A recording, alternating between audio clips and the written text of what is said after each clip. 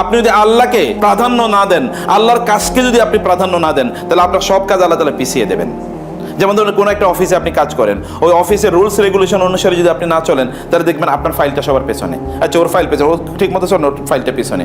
তো আল্লাহর কাছে আপনার ফাইল আছে না? ফাইল আছে তো আল্লাহ তাআলা তো দেখেন যে আপনি তার প্রতি কতটুকু অনুগত।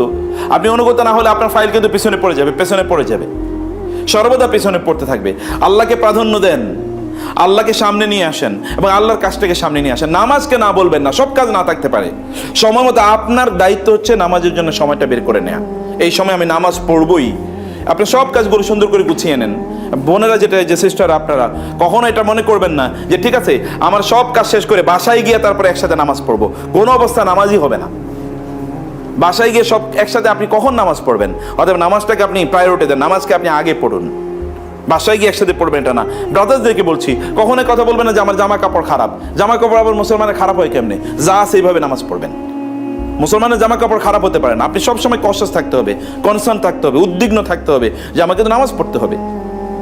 এবং সময় মতো যেই সময় সালাত আদায় করা দরকার এই সময়ে সালাত আদায় করতে হবে, এর বাইরে না। এবং সালাত যদি আপনি পড়েন তাহলে দেখবেন আপনি মিথ্যা কথা বলবেন না আর কোনোদিন। সালাত যদি, নামাজ যদি আপনি পড়েন তাহলে দেখবেন আপনি হারাম কোনো দিকে আপনি তাকাবেন না।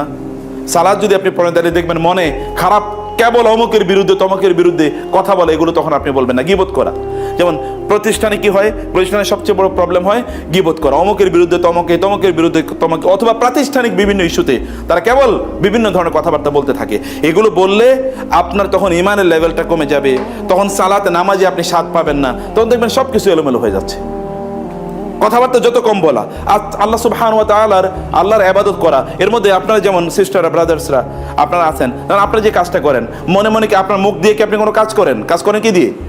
তাহলে মুখটা কি ফ্রি থাকে না? মুখ দিয়ে আমরা কি করতে পারি?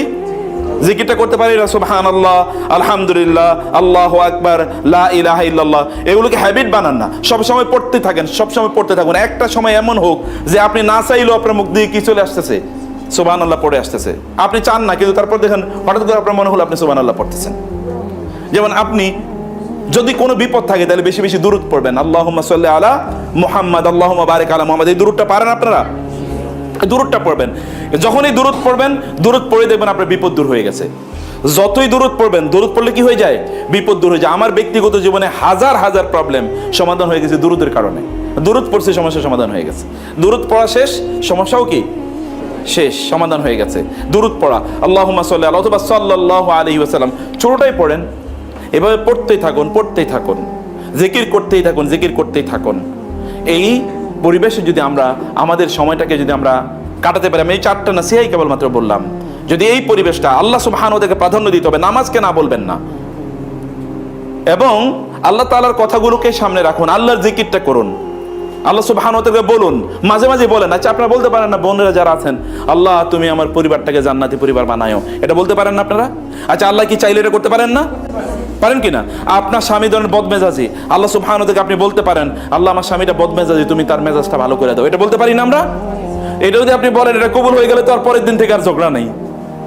কিন্তু আর এটা না বললে প্রতিদিনই ঝগড়া হবে নাকি? এই যে ভাইয়েরা, আপনি যদি বলতে পারেন যে আল্লাহ আমার স্ত্রীটার তার মেজাজটাকে তুমি ভালো করে দিও, তাহলে তার কোনোদিন কোনো ঝগড়া হবে না।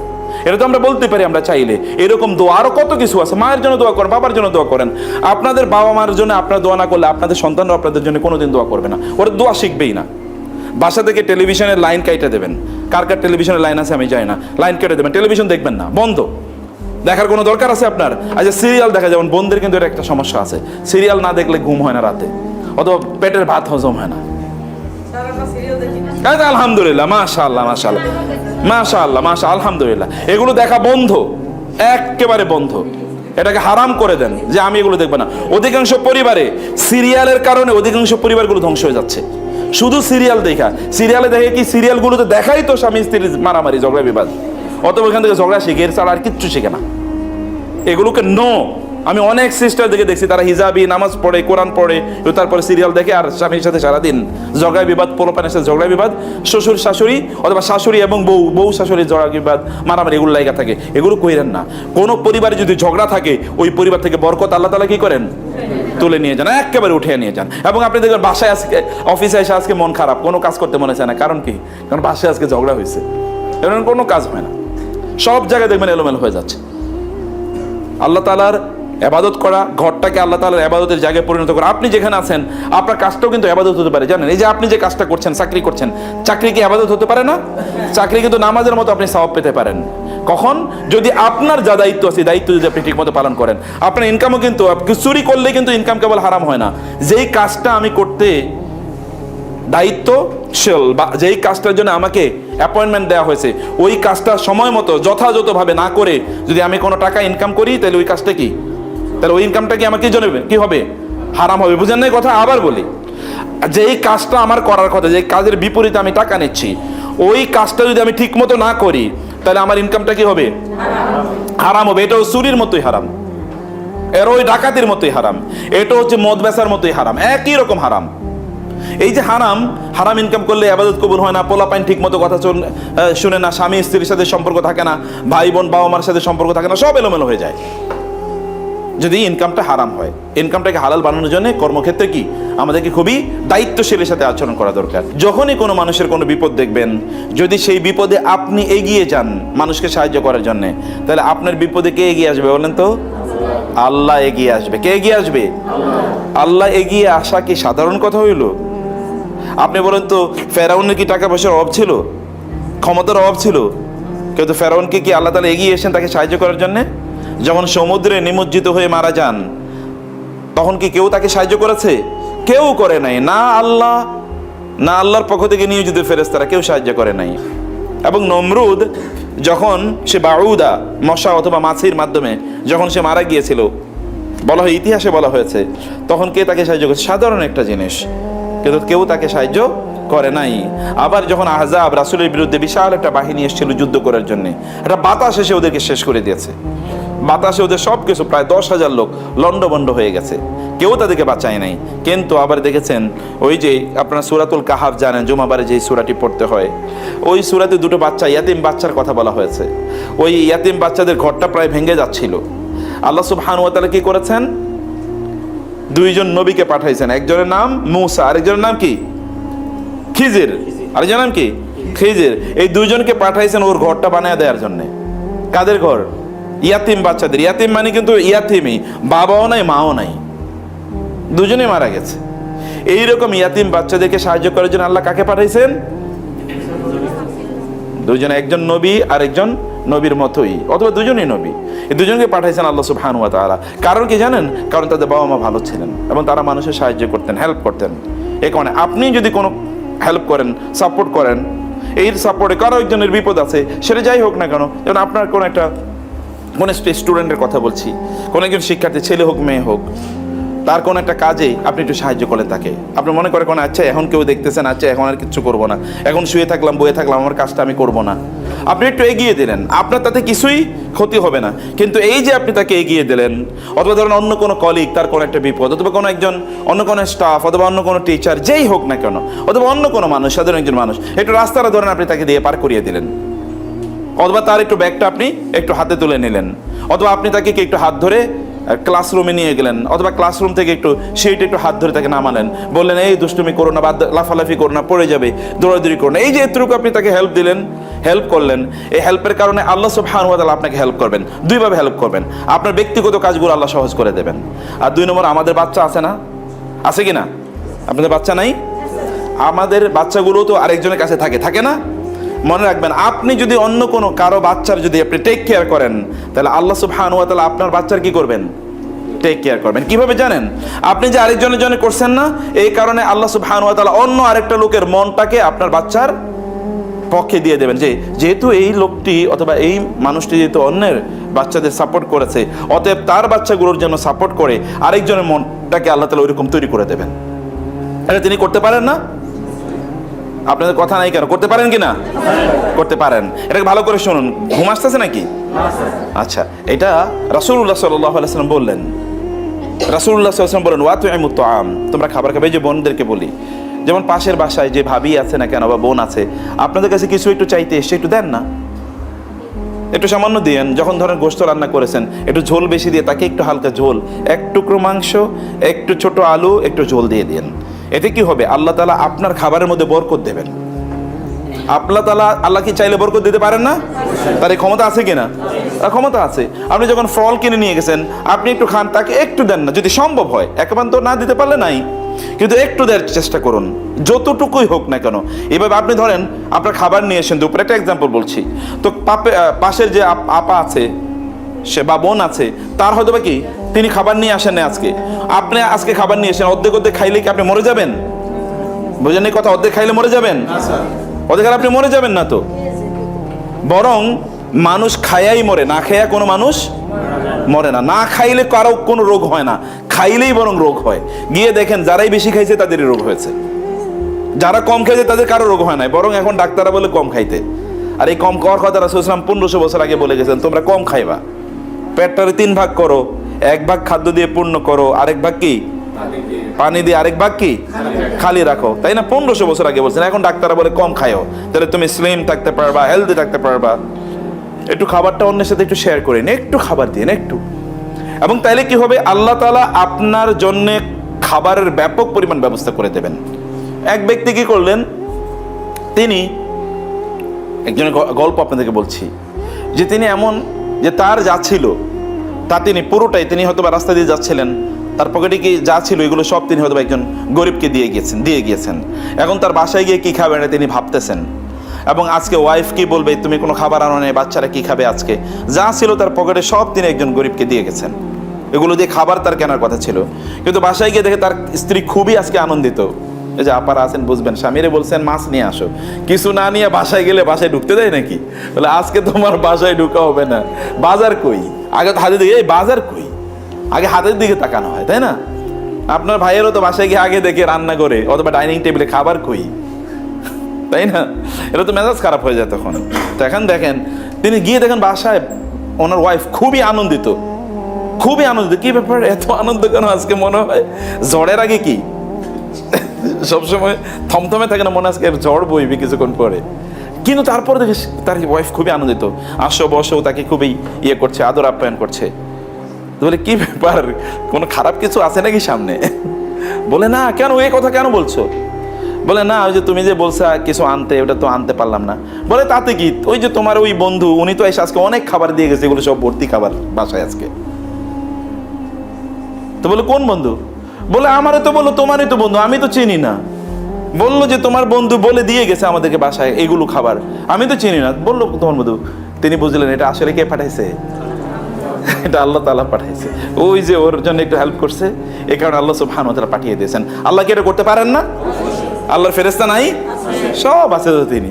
সেই কারণে মানুষকে একটু শেয়ার করা, মানুষের সাথে একটু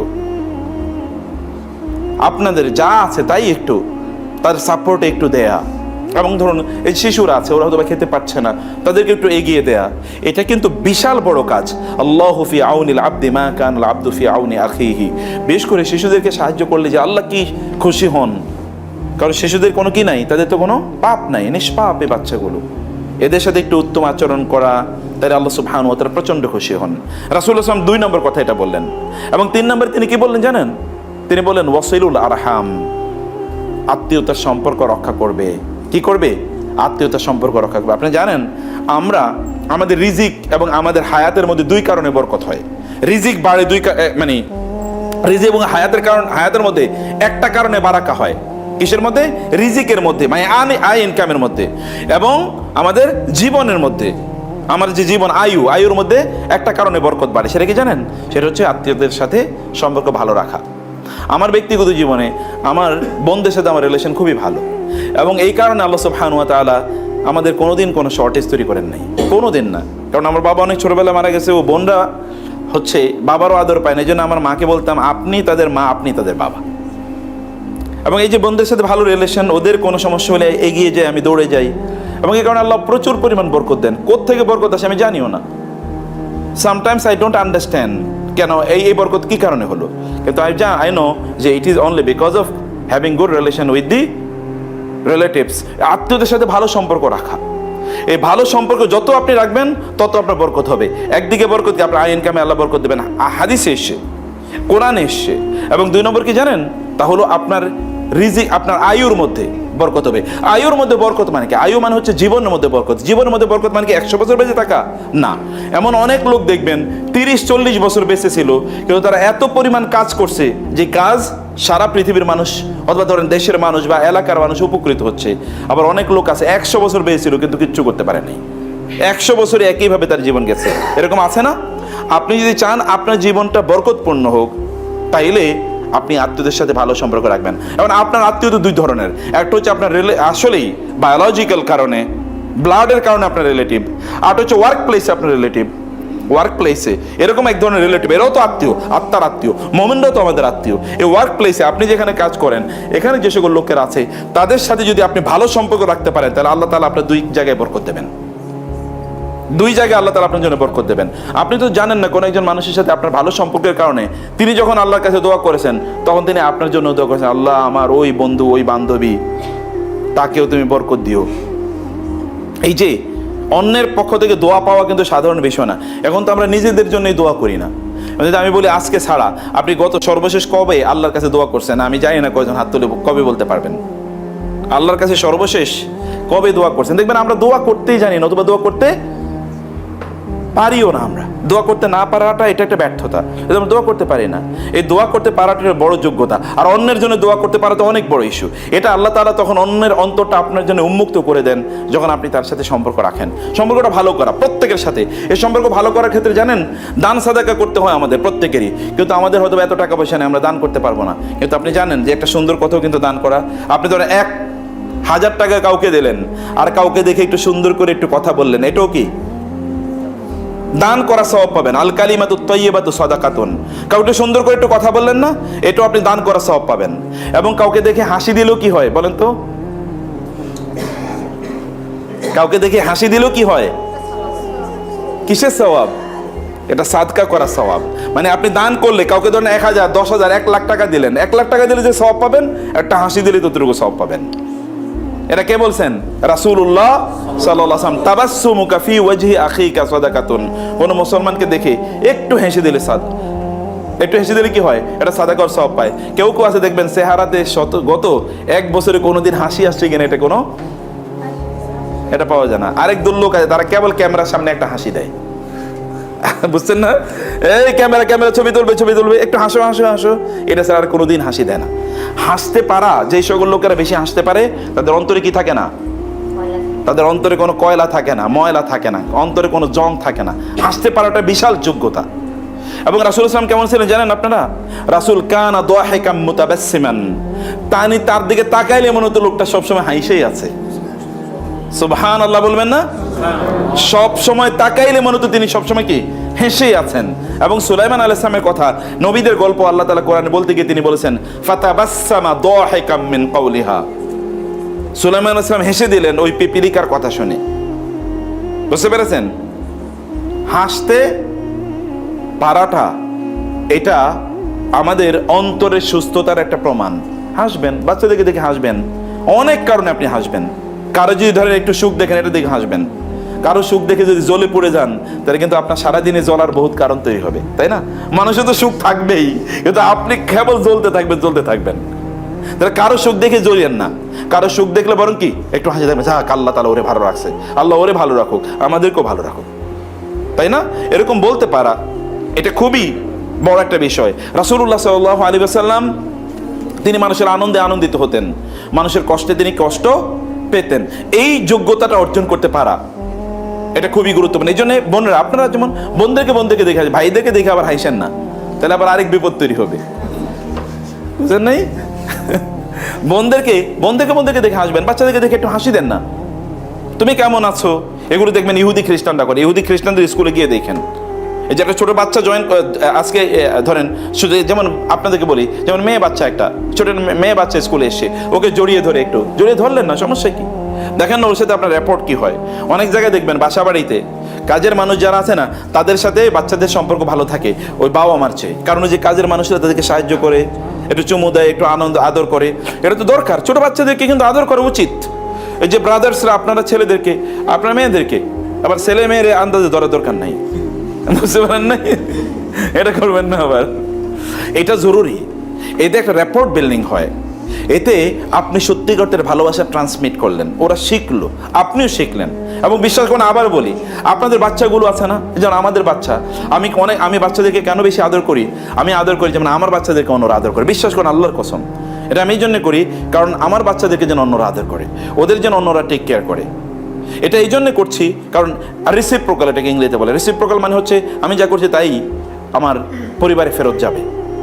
অথবা আপনাদের সন্তানরাও এরকম তারা অন্যদের ভালোবাসায় আদরে তারা লালিত পালিত হোক, এইটি করা আপনাদের দায়িত্ব আছে এই ছোট বাচ্চাদেরকে। এই জন্য রাসূলুল্লাহ সাল্লাল্লাহু আলাইহি ওয়াসাল্লাম যিনি তিনি বললেন যে তোমরা ওয়াসিলুল আরহাম, তোমরা আত্মীয়তার সম্পর্ক রক্ষা করো, মানুষের সাথে উত্তম আচরণ করো, সুন্দর আচরণ করো। এগুলো তোমরা করতে পারো, তাহলে তোমরা কি হবে, তাহলে তোমরা ওই যে রাসূল ওইখানে গিয়ে যেই নাসিহাগুলো করলেন, এতে আপনি প্রচুর পরিমাণ বরকত পাবেন। আগামী 1 মাস আপনি প্র্যাকটিস করে দেখেন, একটু হাসবেন, ওদেরকে একটু হাগ করবেন, ওদের সাহায্য সহযোগিতা করবেন, ওদের একটু জিজ্ঞেস করবেন, ওদের একটু খোঁজ খবর রাখবেন, ইত্যাদি ইত্যাদি করে দেখেন যে আপনার জীবনটা পরিবর্তন হয়ে যাবে, সব কষ্ট দূর হয়ে যাবে। দেখবেন অনেক কষ্টের কারণ আছে, বাসায় গেলে কষ্ট, বাইরে গেলে কষ্ট, ইত্যাদি ইত্যাদি, আত্মীয় স্বজনের ব্যবহারে কষ্ট, এগুলো দেখবেন আপনার সব দূর হয়ে যাচ্ছে। এটাকে আপনার ভালোবাসার জায়গাটা বানিয়ে নেওয়া দরকার।